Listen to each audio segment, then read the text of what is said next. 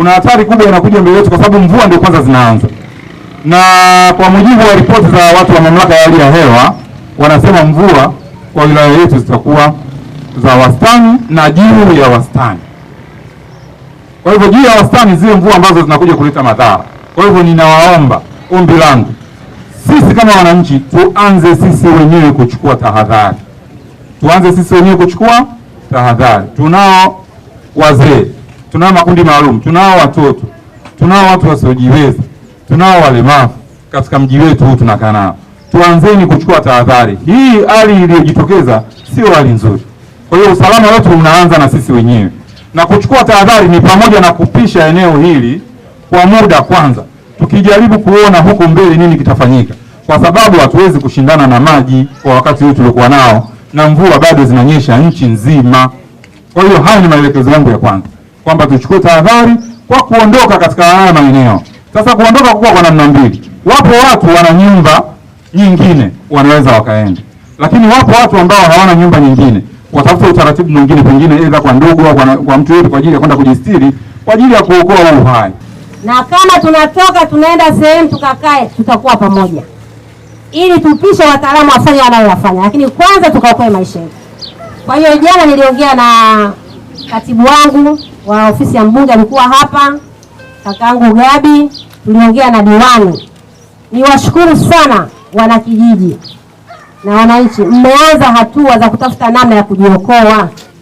Wengine wanasema wanataka matairi, wengine wanasema wanataka vifusi. Yote hiyo ni binadamu anatafuta namna. Mngeweza kukaa mkatulia mkasema serikali sipo, mkakaa barabarani, lakini mliamua kukaa mfanye mnaloweza kuokoa maisha. Kwa hiyo niwapongeze sana, na hayo yote tutayapokea na wataalamu watatushauri, lakini kwa sababu tunahitaji kwanza usalama wa watu wetu, mimi kama mbunge ofisi yangu nitawachangia shilingi milioni 5. Sasa kwenye milioni 5 hiyo diwani, maana huyu ndio tutapigiwa naye kura na ni mwenyekiti wa kamati ya maendeleo ya kata. Mheshimiwa diwani, hiyo shilingi milioni 5 mkae nayo. Ninachoomba, wakina mama wako kwenye Ramadhani, wako kwenye Kwaresma, wengine hata uji wa kufuturu hamna. Hebu kwanza patengenezwe mazingira basi watu wale, watu na hakika wa kulala, wasikae kwenye nyumba hawajui watamkaje, hawajui maji yatakujaje. Maana maji haya yanatoka Arusha, hainyeshi hapa.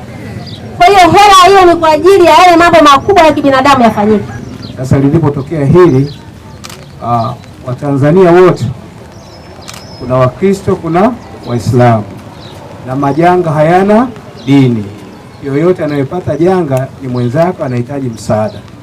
Na mimi nimefika ili nijiridhishe kuona hali halisi na tathmini itakazofanyika, basi na mimi nione kama taasisi ya dini, kama viongozi wa kanisa la Kiinjili ya Kilutheri Tanzania Dayosisi ya Morogoro, tuwezeshe kusapoti katika eneo gani kuunga juhudi za serikali.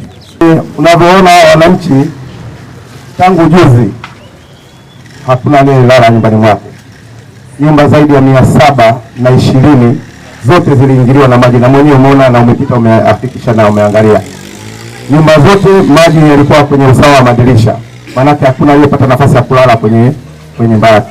Lakini wananchi wamepoteza mifugo, wamepoteza vyakula na hali kadhalika. Lakini jitihada mbalimbali ambazo wananchi hawa, na tuendelee kuwapongeza kwa zile ambazo wanaanza kuzifanya wenyewe. Walikuwa wanachangishana kama tulivyokuonesha kule Mtoni, wamejenga ule ukuta, na tukapata kijana mwenzetu akasema ana ushauri wa kufunga zile tairi, ambao tunaendelea kutafuta tairi, na tulikuwa tunaendelea kule Mtiwa kwenda kuomba tairi ili kuongeza nguvu ya namna ambavyo tutafanya namna ya kujizuia sisi. Mimi kwa jina naitwa Tabia Faraji, nimepata maafa, nimebomokewa na nyumba 2, nimeharibikiwa na kila kitu, sina nilichotoa, vyombo, nini, vitanda, kila kitu vimeondoka. Kwa hiyo naomba serikali nisaidie mjane mimi. Sina mume na watoto yatima 3 nalea. Naomba serikali niangalie kwa macho mawili kwa maafa niliyoyapata.